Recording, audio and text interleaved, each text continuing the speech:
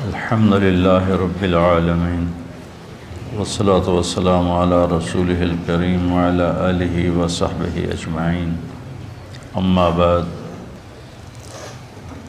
يا أيها الذين آمنوا لا تلهكم أموالكم ولا أولادكم عن ذكر الله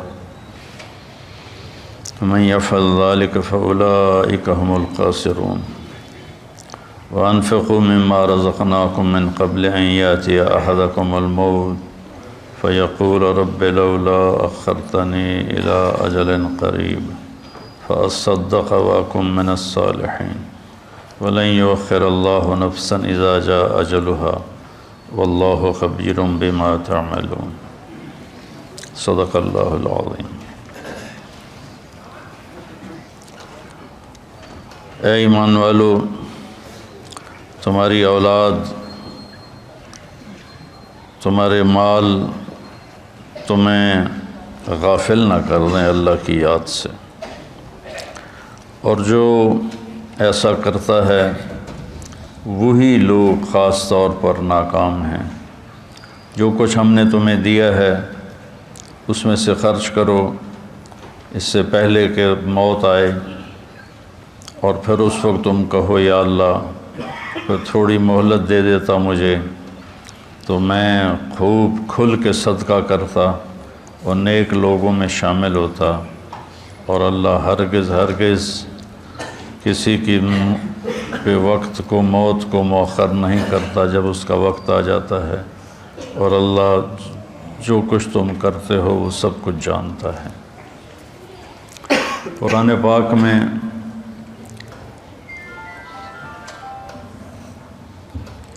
اللہ ایک تو خطاب کرتا ہے یا ایھا الناس، اے لوگو، پھر ایک خطاب کرتا ہے یا بنی آدم، اے آدم کی اولاد، پھر ایک خطاب کرتا ہے قل یا ایھا الذین ہادوا، اے یہودیو، پھر اللہ کہتا ہے یا اہل الکتاب، اے اہل کتاب، پھر اللہ تبارک و تعالیٰ کہتا ہے یا ایھا الذین کفروا، اے وہ لوگ جنہوں نے کفر کیا، اور ایک اللہ کہتا ہے یا ایھا الذین آمنوا، اے ایمان والو۔ یہ جو اللہ کا خطاب ہے یا ایھا الذین آمنوا، یہ خاص طور پر اللہ تعالیٰ نے ہم سے بات کی، آپ سے بات کی، کہ پوری دنیا میں اس وقت 8 ارب کے قریب آبادی ہے، جس میں 1.5 ارب مسلمان ہیں، تو اللہ ان سے کہہ رہا ہے، باقی سب سے بات نہیں کر رہا، اب صرف ان سے کہہ رہا ہے جو لا الہ الا اللہ محمد الرسول اللہ کی گواہی دیتے ہیں۔ تو اللہ ان سے کہہ رہا ہے کہ اے ایمان والو، تو کوئی اسپیشل بات ہے جو اللہ کہنا چاہتا ہے، تو اللہ پہ قربان جاؤں کہ 1 کم 90 بھی پورا نہیں۔ یا ایھا النبی قائم مقام ہے یا ایھا الذین آمنوا کے، لیکن اگر ہم یا ایھا الذین آمنوا دیکھیں تو کل 99 دفعہ، اور اس میں بھی تکرار ہے یا ایھا الذین آمنوا اتقوا اللہ حق تقاتہ، یا ایھا الذین آمنوا اتقوا اللہ ولتنظر نفس ما قدمت لغد واتقوا اللہ۔ تو اس میں بھی یہ نہیں کہ 89 آیات میں ہر دفعہ الگ الگ حکم ہے، نہیں، ان میں تکرار بھی ہے۔ کئی دفعہ ایک حکم کو اللہ یا ایھا الذین آمنوا کے ساتھ بیان فرماتا ہے۔ تو یہ سلسلہ چل رہا ہے کہ اللہ یا ایھا الذین آمنوا کے بعد ہم نے کیا کہتا ہے، تو ہم پیچھے سے شروع ہوئے ہیں، 29ویں پارے سے پیچھے کی طرف آ رہے ہیں۔ تو سب سے آخری جو یا ایھا الذین آمنوا ہے وہ ہے، یعنی شروع کرتا ہے اللہ یا ایھا الذین آمنوا لا تقولوا راعنا، یہ سورہ بقرہ میں ہے کہ اے ایمان والو میرے نبی کو راعنا مت کہا کرو۔ اس میں آداب نبوت ہیں کہ نبی سے کلام کرنے کے کیا آداب ہیں، عام آدمیوں کی طرح ان سے بات نہیں ہو سکتی، اس کے آداب ہیں۔ اور آخری یا ایھا الذین آمنوا ہے یا ایھا الذین آمنوا توبوا الی اللہ توبۃ نصوحا، اے ایمان والو اللہ کی بارگاہ میں سچی توبہ کرو۔ نصوحا میں بڑی لفظ نصوحہ میں بڑی تسلی ہے، بہت بڑی تسلی ہے کہ توبہ اگر ٹوٹ جائے اور تم کر لو تو پھر اللہ جوڑ دے گا، پھر ٹوٹ جائے پھر تم سچے دل سے کر لو پھر اللہ قبول کر لے گا۔ میرے نبی کا فرمان ہے کوئی دن میں 70 دفعہ بھی توبہ توڑے اور 70 دفعہ توبہ کر لے تو اللہ اس کی توبہ خوشی سے قبول فرماتا ہے، جیسے پہلی توبہ کو قبول کرتا ہے ویسے ہی 1000ویں توبہ کو بھی قبول فرماتا ہے، چونکہ اللہ پر ہمارے گناہوں کا اثر کوئی نہیں ہوتا۔ میرے اوپر زیادتی ہو تو میں معاف کرنے میں دیر کیوں لگاتا ہوں کہ میرے اوپر اس کا اثر ہوتا ہے، تو مجھے معاف کرنا مشکل نظر آئے۔ احضرت الانفس الشح، اللہ تعالیٰ نے بھی کہا کہ معاف کرنے میں تمہارا جو نفس ہے نا وہ بڑا کنجوس اور بخیل واقعہ ہوا ہے۔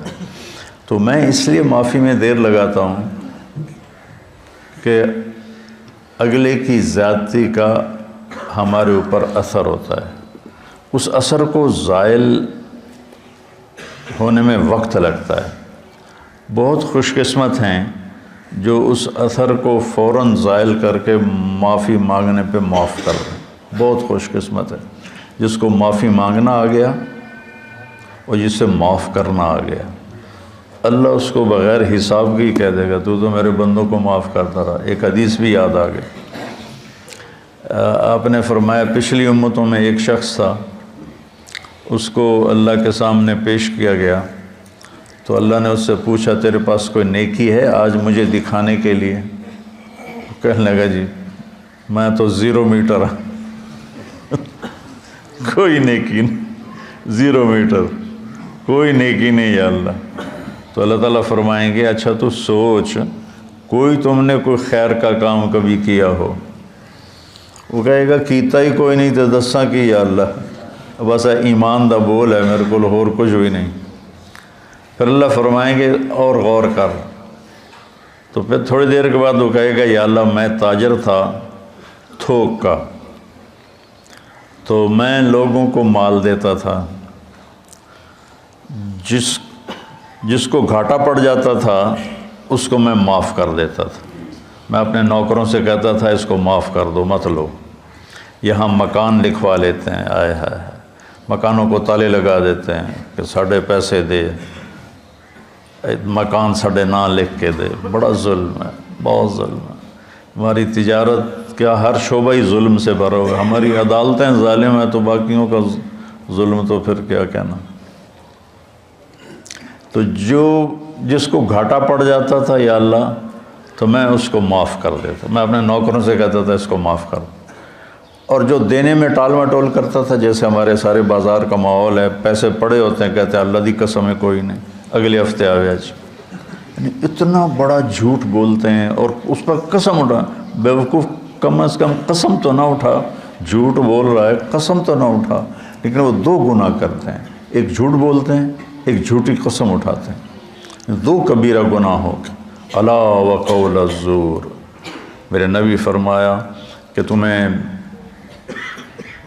بڑے گناہ بتاؤں، الا اخبرکم باکبر الکبائر، کبیرہ گناہوں کے بھی کبیرہ گناہ بتاؤں، الاشراک باللہ، شرک کرنا، حقوق الوالدین، والدین کو رول کے رکھ دینا، روند کے رکھ دینا، ذلیل کر دینا، قتل النفس، بے گناہ کسی کو قتل کرنا، اور آپ ایسے ٹیک لگا کے بیٹھے ہوئے یہ بات کر رہے تھے، پھر ایک دم آپ ایسے سیدھے ہوئے کہا الا وقول الزور، اور جھوٹا بول اور جھوٹا بول اور جھوٹا بول اور جھوٹا بول۔ اس کو اتنا دہرایا کہ ابو بکر رضی اللہ تعالیٰ عنہ فرماتے ہیں کہ میرے دل میں آیا کہ اب اللہ کرے خاموش ہو جائیں، اتنا اس کو دہرایا، جھوٹا بول جھوٹا بول جھوٹا بول، اور سارے 8 بازار کیا ریڑھی والے کیا جھوٹ ہی جھوٹ ہے، جھوٹ ہی جھوٹ ہے، جھوٹ ہی جھوٹ۔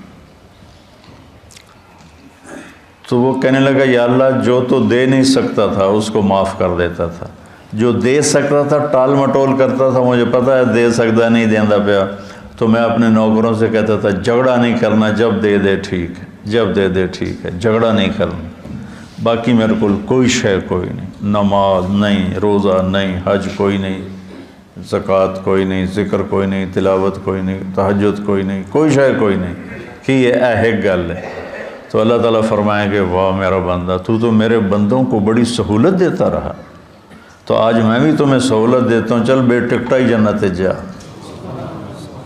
کہ جاؤ جنت میں۔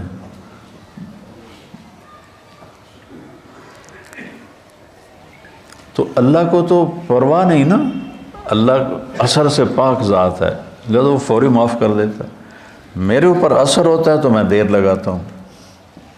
تو ایک معاف کرنا سیکھ لیں اور ایک معافی مانگنا سیکھ لیں، بے حساب جنت میں جائیں گے، چونکہ اس کام کے کرنے والے دنیا میں کوئی نہیں، نہ کوئی زیادتی کر کے معافی مانگتا ہے اور نہ ہی کوئی معافی مانگنے والے کو معاف کرتا ہے۔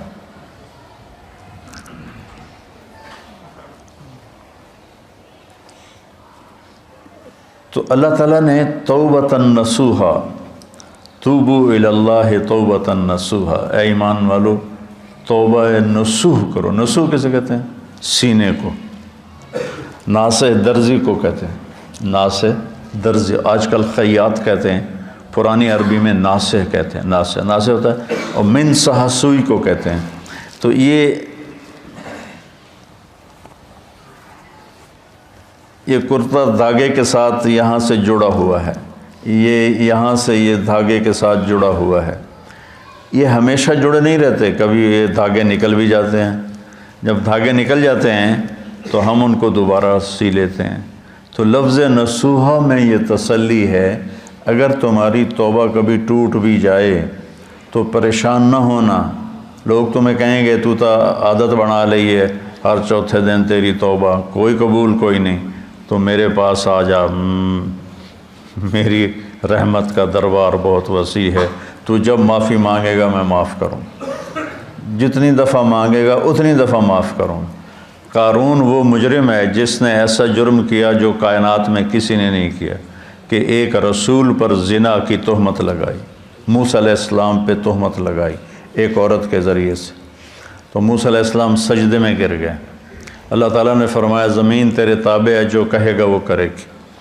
تو موسیٰ علیہ السلام کھڑے ہوئے زمین سے کہا ابتلعی، نکل جائے اس کو، تو وہ زمین میں دھنسا، پاؤں اندر چلے گئے، کہنے لگا موسیٰ معافی دے دے، آئندہ نہیں کروں۔ موسیٰ علیہ السلام نے فرمایا اور پکڑ لے اس کو، تو وہ گھٹنوں تک چلا گیا، کہا موسیٰ معافی دے دے، آئندہ نہیں کروں۔ انہوں نے کہا اور پکڑ، وہ اور نیچے چلا گیا، موسیٰ معافی دے دے، آئندہ نہیں کروں۔ وہ معافیاں مانگتا رہا اور موسیٰ علیہ السلام کہتے رہے اور پکڑ اور پکڑ، یہاں تک کہ وہ سارا زمین میں دھنس گیا۔ اس پر قرآن نے 2 رکوع اتارے، اِنَّ قَارُونَ كَانَ مِن قَوْمِ مُوسَىٰ فَبَغَىٰ عَلَيْهِمْ، پورے قارون کی کہانی اللہ نے سنائی ہے، وہ اتنا بڑا اس خبیث کا جرم تھا، اور جب وہ زمین میں دھنس گیا تو اللہ تعالیٰ نے جبریل کو بھیجا کہ جا کے کہو موسیٰ سے، موسیٰ تجھ سے معافیاں مانگتا رہا اور تو نے معاف نہ کیا، وَعِزَّتِي لَوْ اسْتَغَاثَ بِي لَأَغَثْتُهُ، مجھے میری عزت کی قسم ایک دفعہ مجھ سے معافی مانگتا، میں اسے معاف کر کے باہر نکال کے کھڑا کر دیتا۔ جو قارون کو معاف کرنے کے لیے تیار ہے، ہم تو اللہ کے حبیب کی امت ہیں، ہمارے پاس تو ایڈوانٹیج بہت بڑا ہے، سفارش بڑی تکڑی ہے پیچھے ہے، بہت تکڑی سفارش ہے پیچھے، 2 جہان کے رسول کی اور اللہ کے حبیب کی۔ اللہ نے کسی نبی کی قسم نہیں کھائی، اللہ نے اپنے نبی کی جان کی قسم کھائی، لعمرک، تیری جان کی قسم۔ اللہ نے کسی کے شہر کی قسم نہیں کھائی، اپنے نبی کے شہر کی قسم کھائی، وَهَٰذَا الْبَلَدِ الْأَمِينِ۔ اللہ نے کسی نبی کی رسالت پہ قسم نہیں اٹھائی، اپنے نبی حبیب کی رسالت پہ قسم اٹھائی، یاسین والقرآن الحکیم انک لمن المرسلین، مجھے قسم ہے قرآن حکیم کی، آپ میرے رسول ہیں۔ اتنی بڑی ہستی وہ پیچھے ہیں، سفارشی ہیں، اور اس کے باوجود میرے نبی نے فرمایا دیکھو کل قیامت کے دن مجھے رسوا نہ کرنا کہ تم فرائض چھوڑ کر آؤ اور حرام کاریاں کر کے آؤ، پھر مجھے کہو یا رسول اللہ میری جان بچائیں۔ تو دیکھو آپ نے اپنی بیٹی سے کہا یا فاطمہ بنت محمد انقذی نفسک من النار فانی لا اغنی عنک من اللہ شیئا، فاطمہ اپنے آپ کو جہنم سے بچا، اگر اللہ تعالیٰ نے پکڑ لیا تو پھر میں نہیں چھڑا سکتا، میں نہیں چھڑا سکتا۔ تو اللہ نے ہمیں اپنے حبیب دیے ہیں، ان کی وجہ سے تو اگر ہمارے حبیب نہ ہوتے تو ہم بندر خنزیر بن چکے ہوتے۔ جو ہم گناہ کر رہے ہیں وہ پہلی امتوں سے ہزاروں گنا زیادہ ہیں، اور جن گناہوں پہ اللہ نے کونوا قردۃ خاسئین، بندر ہو جاؤ ذلیل ہو کر، وجعل منہم القردۃ والخنازیر، اللہ نے خنزیر بنا دیے، کھڑے کھڑے خنزیر بن گئے، بندر بن گئے۔ اس سے کروڑوں گنا بڑے گناہ ہم کر رہے ہیں، پر ہم انسان ہی ہیں، ہماری شکلیں اللہ نے مسخ نہیں کی کہ پیچھے وہ اپنے حبیب کے آنسو دیکھتا ہے، طائف کا خون دیکھتا ہے، احد کے دامن میں ٹوٹے ہوئے دان دیکھتا ہے۔ ایسے تمہارا نبی تمہارے لیے کیا کیا قربانیاں کر کے گیا، اور ہم نے کس مہربان کو بھلا دیا۔ کوئی ایسا مہربان لاؤ تو صحیح جس کے سامنے احد پہاڑ ہاتھ باندھ کے کھڑا ہو کہ آپ حکم کریں میں سونا چاندی بن کے قدموں پہ قربان ہو جاؤں گا۔ اور وہ حبیب رات کے وقت کبھی چارپائی پہ یوں گرتا ہے اور کبھی ایسے ہوتا ہے، حضرت عائشہ ساتھ لیٹی ہوئی، پھر کبھی یوں ہوتا ہے، پھر کبھی یوں ہوتا ہے، اور پھر ایک دم تھوڑا سا آگے بڑھ کے چارپائی کی جو لکڑی ہوتی ہے اس کے اوپر پیٹ کو فکس کر کے ایسے نیچے جھک جاتا ہے، ایسے بالکل نیچے جھک جاتے ہیں، سر زمین کے قریب چلا جاتا ہے۔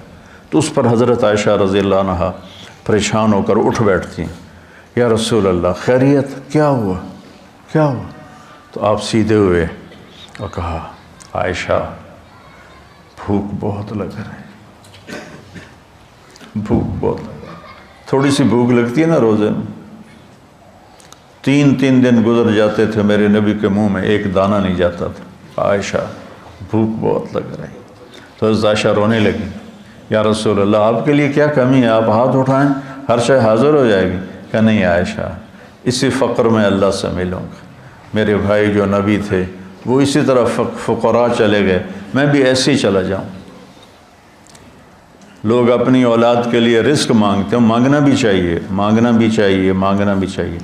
اللہ کا نبی اپنی اولاد کے لیے کیا مانگ رہا ہے؟ اللہم اجعل رزق آل محمد قوتا، یا اللہ آل محمد کی روٹی مختصر کر دے، گزارے کی کر دے، گزارے کی۔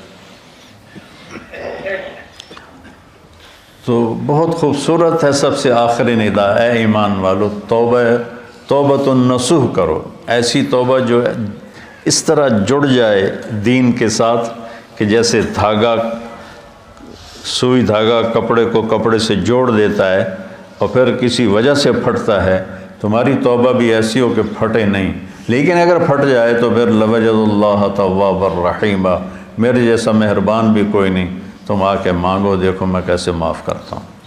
اور آج جو ہے اس میں اللہ تعالیٰ نے ایک چیز کی طرف ہمیں اشارہ کیا ہے، اے ایمان والو تم مال اور اولاد کی وجہ سے اللہ سے غافل نہ ہو، عن ذکر اللہ، اللہ کے ذکر سے غافل نہ ہو جان۔ ذکر سے مراد سبحان اللہ والحمدللہ نہیں ہے، وہ بھی ہے،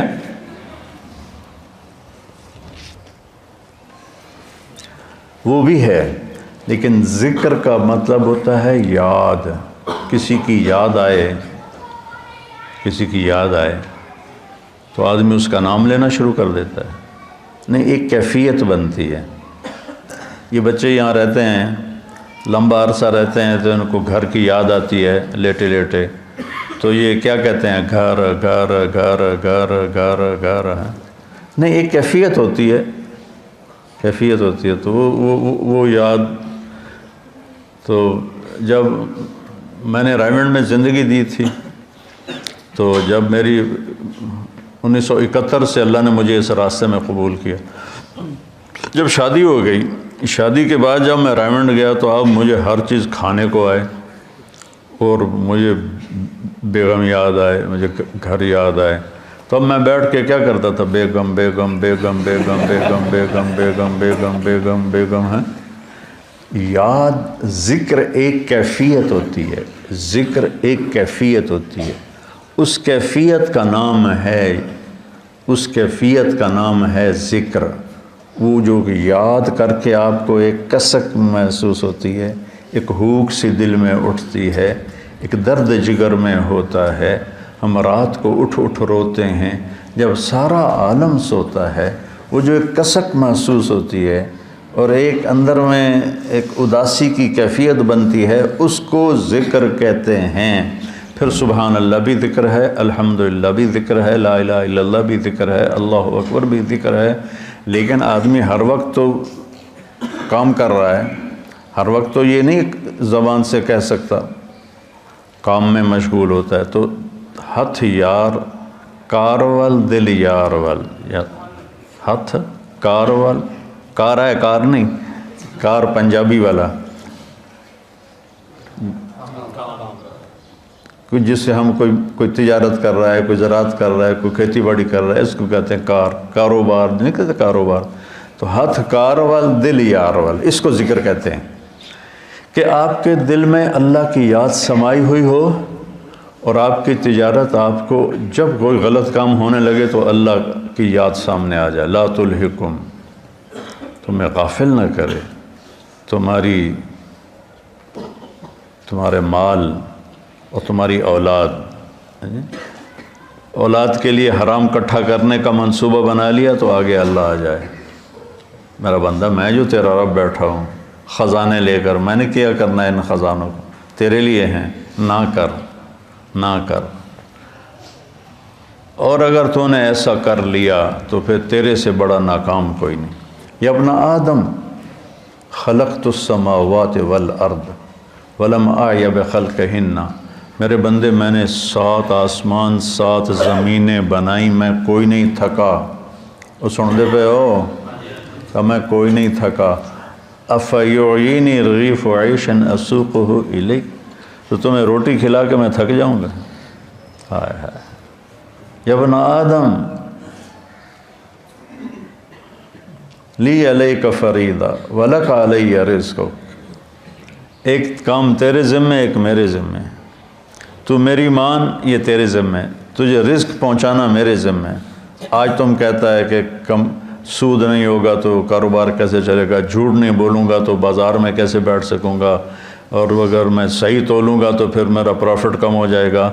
اچھا مجھے یہ بتا، اللہ کہتا من اوصل الیک الغذاء وانت جنین فی بطن امک، جب تم ماں کے پیٹ میں پردوں میں چھپا ہوا تھا اس وقت تمہیں رزق کون دے رہا تھا، کون پہنچا رہا؟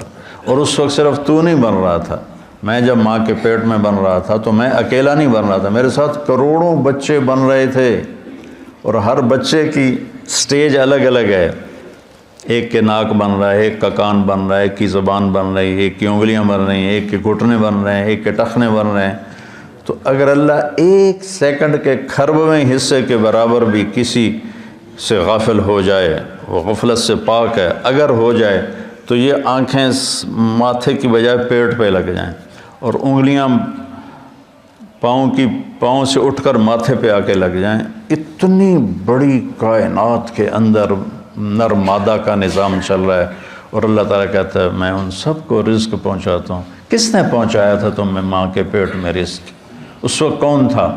اچھا، اور جب تو دنیا میں آ گیا، وَلَا لَكَ سِنٌّ تَقْطَعُ، تیرے منہ میں دانت نہیں کہ تو کاٹ سکے، وَلَا لَكَ يَدٌ تَبْطِشُ، تیرے ہاتھ میں طاقت نہیں تو پکڑ سکے، وَلَا لَكَ رِجْلٌ تَمْشِي، تیرے پاؤں میں طاقت نہیں کہ تو چل سکے. نہ تو چل سکتا ہے، نہ تو پکڑ سکتا ہے، نہ تو کاٹ سکتا ہے، نہ تو بول سکتا ہے، نہ تو بتا سکتا ہے. جب تو اس بے بسی کے عالم میں تھا تو میں نے کیا کیا؟ اَدَرْتُ لَكَ عِرْقَيْنِ رَقِيقَيْنِ يُنْبِعَانِ لَكَ لَبْنًا خَالِصًا دَافِيًا فِي الشِّتَاءِ وَبَارِدًا فِي الصَّيْفِ فَهَلْ يَقْدِرُ عَلَى ذَلِكَ أَحَدٌ غَيْرِي.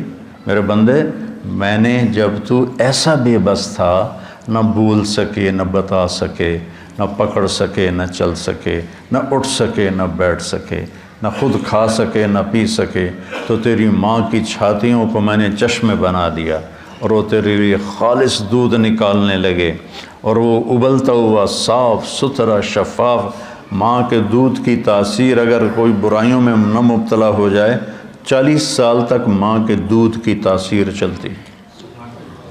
میں نے تیرے لیے ماں کی چھاتیوں سے دودھ نکالا جو گرمیوں میں ٹھنڈا اور سردیوں میں گرم ہو کے تیرے منہ میں جاتا رہا، کوئی اور یہ کر سکتا ہے؟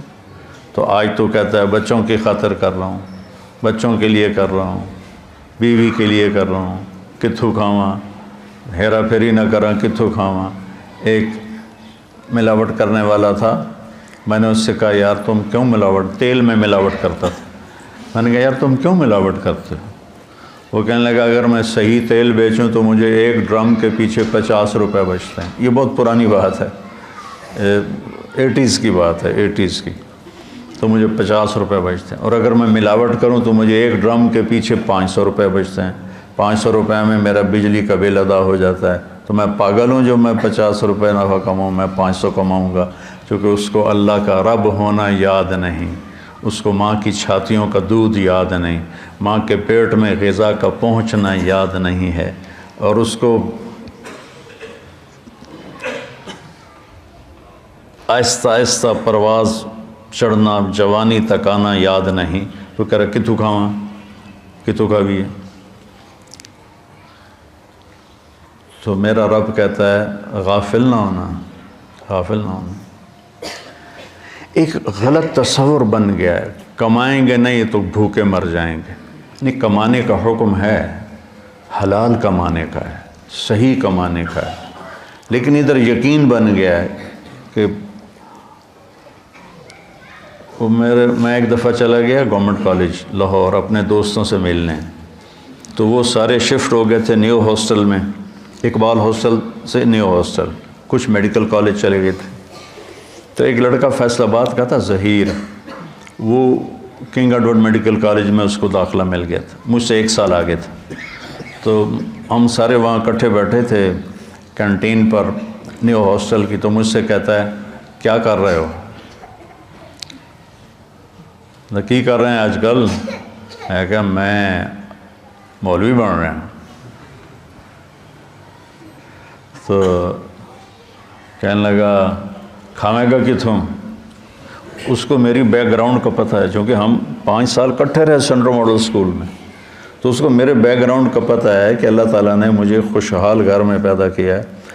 تو لیکن اتنا تاثر غلط ہو گیا ہے کہ بازار میں بیٹھے بغیر روٹی نہیں ملتی۔ مجھ سے کہنے لگا کھاویں گا کتوں؟ میں آخیا اللہ دے گا، کھانے لگا اللہ اتو سٹے گا۔ تو وہ ایسے ٹیک لگا کے بیٹھا تھا ایسے، تو میں نے کہا تو کتوں کھاویں گا؟ تو ایسے بیٹھا تھا، میں کہتا میں ڈاکٹر بن رہا ہوں۔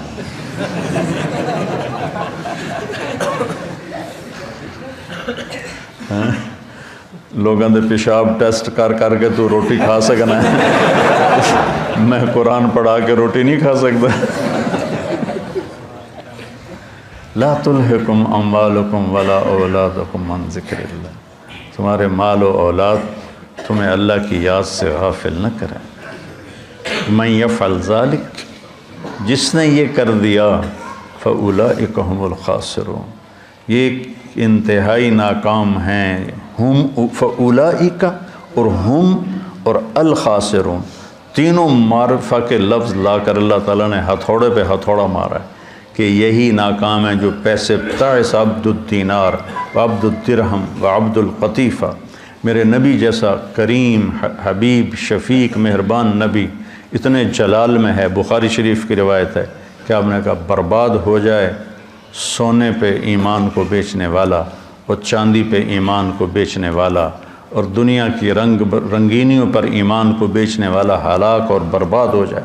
تائس وانتکس، ہلاک و منہ کے بل گرے، وَإِذَا شِيكَ فَلَن تُقِشْ، اور اگر اسے کوئی کانٹا بھی چبھے تو کوئی اس کا کانٹا نکالنے والا نہ ہو۔ اتنے غصے میں آپ نے یہ بد دعا فرمائی۔ تو میرے بھائیو، کتنا کٹھا کریں گے؟ بہت کٹھا کر لیا، قارون کی طرح اتنا مال کٹھا کیا کہ جس کی انتہا کوئی نہیں، لیکن جب موت کے ساتھ ٹکر کھائے گا زیرو ہو جائیں گے. 1 سیکنڈ پہلے طارق جمیل کا لایا جا رہا ہے، 1 سیکنڈ کے بعد اس کو کہہ رہے ہیں ڈیڈ باڈی، نام کو نہیں لے رہا، میت، ڈیڈ باڈی، جنازہ. اور ہمارے دیہاتوں میں کہتے ہیں منجی آ گئی، یعنی کہ جنازہ، منجی آ گئی، چارپائی آ گئی. 1 سیکنڈ پہلے ایک شخص نے اپنی بیوی، بعضے ہوتے ہیں نا بے وقوف نادان جو بیویوں پہ پابندی لگاتے ہیں کہ تو نے ماں باپ سے نہیں ملنا، ماں باپ کے گھر نہیں جانا. یہ بہت بڑا ظلم و ستم ہے جو ہمارے معاشرے اور ماحول میں ہو رہا ہے کہ بیویوں کو، خود ماں باپ کی گود میں رہتا ہے اور اپنے بیوی کو کہتا ہے تو نے ماں باپ سے نہیں ملنا، اپنے بہن بھائیوں سے نہیں ملنا. ایک بیچ میں اضافی بات آ گئی. تو ایسے ہی ایک بیوقوف خامن نے بیوی سے کہا کہ تو ماں باپ کے گھر گئی تو تمہیں 3 طلاق. وہ رک گئی بیچاری گھر بچانے کے لیے. ایک دن اس کا والد فوت ہو گیا اچانک، تو اس نے کہا طلاق ہوتی ہے تو ہو، میں باپ کا چہرہ دیکھے بغیر تو اسے رخصت نہیں کروں گی. تو چلی گئی. تو عام لوگوں میں، خاندان میں بات پھیل گئی کہ طلاق ہو گئی. تو جب مفتی صاحب سے پوچھا گیا تو ان کا طلاق نہیں ہوئی، کہ وہ اپنے باپ کے گھر نہیں گئی، اس کا باپ مر چکا ہے، اب وہ گھر اس کے بیٹوں کا ہو گیا ہے اور اس کا بھی ہو گیا ہے. تو یہ اپنے گھر گئی ہے، اپنے بھائیوں کے گھر گئی ہے، باپ کے گھر نہیں گئی. ابھی باپ کی ڈیڈ باڈی بیڈ روم میں پڑی ہے اور گھر پرایا ہو گیا. مال وہی ہے جو ہم نے آگے بھیج دیا، پیسہ وہی ہے جو ہم نے آگے پہنچا دیا. امام زین العابدین کے پاس کوئی سائل آتا تھا تو کہتے الحمدللہ یا اللہ تیرا شکر ہے تو نے سواری بھیج دی، میرا سامان میرے گھر پہنچانے کے لیے سواری بھیج دی. کیا مطلب؟ کہ میں اس کو دوں گا اور میرا یہ دیا تیرے فضل سے آخرت میں پہنچ جائے گا. تو سواری آ گئی میرا سامان میرے گھر پہنچانے کے لیے. میرے بھائیو، اللہ کی بارگاہ میں دعا کیا کرو کہ یا اللہ، ہم دیکھو جب موت آئے گی نا تو ساری شکلیں تمہاری نظر سے اوجھل ہو جائیں گی، صرف تمہارا اپنا عمل تمہارے سامنے ہوگا. اس لیے اپنے عمل کو خراب نہیں کرنا، اپنے اولاد کے کمانا ہے، رزق حلال کمانا. ایک حدیث بھی سناتا ہوں، جس نے رزق حلال کمایا، بچوں پہ خرچ کرنے کے لیے کمایا، پڑوسیوں پہ خرچ کرنے کے لیے کمایا، سوال سے بچنے کے لیے جس نے رزق حلال کمایا، قیامت کے دن اللہ کی بارگاہ میں 14ویں رات کے چہرہ لے کر آئے گا، 14ویں رات کے چاند جیسا چہرہ لے کر اللہ کی بارگاہ میں آئے گا. من طلب الدنیا حلالا سعیا علی اہلہ تعطفا علی جارہ استعفافا عن المسئلہ. تو قیامت کے دن اللہ کی بارگاہ میں ایسے اٹھے گا کہ اس کا چہرہ 14ویں کے چاند کی طرح چمک رہا. رزق حلال کمانا اتنی بڑی عبادت. تو بھائیو، یہ کمائیاں ہمیں اللہ سے اور اللہ کے رسول کی یاد سے غافل نہ کریں. سبحانک اللہم و بحمدک، اشہد ان لا الہ الا انت، استغفرک.